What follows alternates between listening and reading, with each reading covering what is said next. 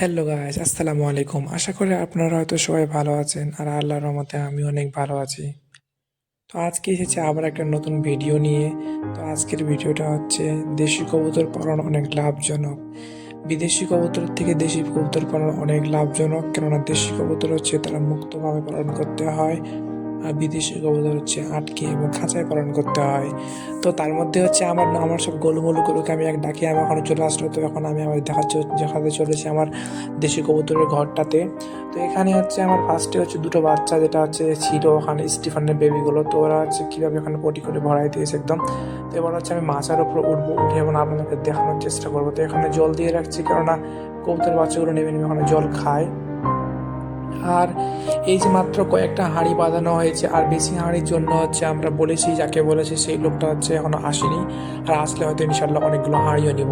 তো দেশি কবুতর পালনের লাভজনক কেন আমি বলি, এখন আপনাদেরকে দেখাতে চলেছি একটা জিনিস। এটা দেখলে আপনারা অবাক হয়ে যাবেন। কিছুদিন আগেই যে এই যে প্রথমেই হচ্ছে দেখাচ্ছি আমি হচ্ছে স্টিফানের বেবিগুলোকে, তারা দুজনেই ওখানে কত সুন্দর করে বসে আছে। আর হচ্ছে এই লাইটের কারণে একটু ওদেরকে একটু আলাদা আলাদা কালার দেখাচ্ছে, কিন্তু ওরা বেশ দুটো কিউট। এবং স্টিফানের ওয়াইফ আবারও ডিম দিয়ে দিয়েছে। ওরা আবার আবার দুজনে, এটা হচ্ছে স্টিফানের দ্বিতীয় ডিম চলছে, বেবি চলছে, দ্বিতীয় বেবি। তো এবার হচ্ছে আমার যে লাল জবা কৌতুকটা ছিল আপনাকে দেখাইছিলাম এর আগে, যে ওর বাচ্চাগুলো আমি পারছিলাম, বাচ্চাটা আপনাকে দেখাইছিলাম।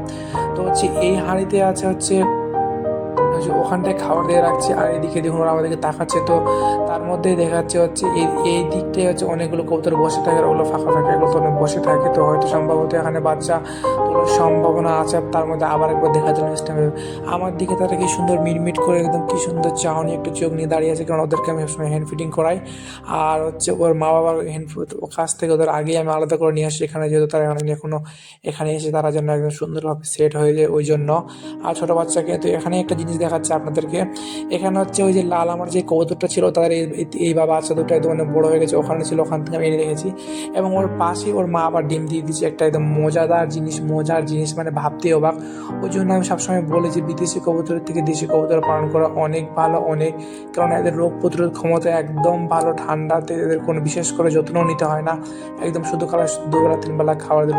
এই যে দেখুন গাইস, আবার আমার কবুতরগুলো ডিম দিয়ে দিয়েছে। তো এটা হচ্ছে এই জন্য অনেক খুশি মানে রাখার জায়গা নেই। আর এত তাড়াতাড়ি যে তারা ডিম দিতে আমি ভাবতেও পারিনি। আর ঠান্ডার জন্য হচ্ছে আমার যে ফেন্সি কবুতরগুলো নিয়ে এসেছিলাম সেখানে হচ্ছে একটু সমস্যা হয়ে গেছে, একটা কবুতর, সেটা নেক্সট ভিডিওতে দেখাবো আমি। তো তার মধ্যে দেখুন এরা কি সুন্দর কিউট ভাবে হচ্ছে মিউট করে আমার দিকে তাকাচ্ছে। এবং হচ্ছে ওখানটায় খাবার দিয়ে রেখেছি, কেন ওখানে কবুতরগুলো এসেছে ওখানে বসে বসে খায়। আর ফাইনালি আমার ঘরে এখানে আমার কবুতর লেগেও গেছে, তো এখানে আরও অনেক হাঁড়ি নিয়ে আসতে হবে।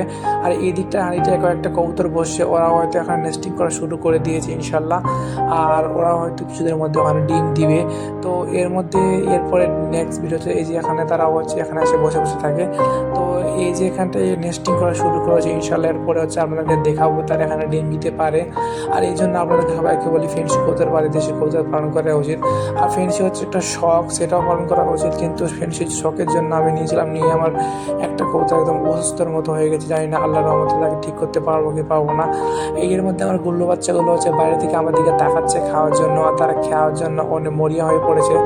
আর বিশেষ করে ঘাসের অভাবের জন্যই ছাগল পালন করাই ঠিক, কেননা নাহলে বিশাল বড় একটা লসের সম্মুখীন হতে হবে, যেটা আমাদের হতে হচ্ছে।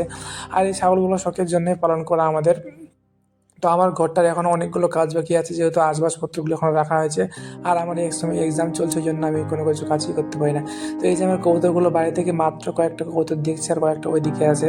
তো ইনশাল্লাহ আল্লাহর রহমতে খুব তাড়াতাড়ি অনেকগুলো হয়ে যাবে। তো তার মধ্যে হচ্ছে এই যে আমার বাড়িটা, এখান থেকে হচ্ছে দেখতেই পাচ্ছেন তারা এখানে খাচ্ছে, কত সুন্দর করে খাচ্ছে। আর হচ্ছে এই ঘাসগুলো দেওয়ার একটাই উদ্দেশ্য, তারা মানে একটু মন ভরে করুক, এটাই। আর এই ঘাস খেতে ছাগল অনেক পছন্দ করে, এটাকে জগ ঘাস বলে আমাদের গ্রামের ভাষায়, গ্রামের দিকের কথায়। আর এখানে হচ্ছে প্রায় মোট আমাদের 8টা ছাগল আছে, 8টা ছাগল। এই ছাগলগুলো বেশ অত্যন্ত সুন্দর, এবং হচ্ছে এগুলো ছাগল অনেক বাচ্চা হয়, যেহেতু ব্ল্যাক বেঙ্গল টাইপের বলে, কিন্তু আসলে ওরকম কালো কালার না, এগুলো মিক্স কালার আছে। তো ওই জন্য ছাগল পালন করা উচিত, মানে করি কয়েকটা মাত্র। আর তার থেকে দেশি কবুতর পালন করা অনেক অনেক ভালো আমি বলি ছাগল পালন থেকে। কারণ দেশি কবুতর পালনের খরচাও কম, আর তারা হচ্ছে সুন্দর করে নিয়ে বাইরে থেকে নিজে ফিট করে আসে। আর এখানে হচ্ছে আমার বড়ই গাছটা একদম দেখুন বেশ অনেক দেশি বড়ই গাছ, অনেক বড়ই ধরেছে। আর হয়তো কিছুদিনের মধ্যে এগুলো পেকেও যাবে, আর খেতেও বেশ টেস্টি। আর আর টক টক হালকা মিষ্টি এবং টক, ওই জন্য এই গাছটা মূলত রাখা। আর কিছুটা কেটে দিয়েছিলাম আমার কবুতরের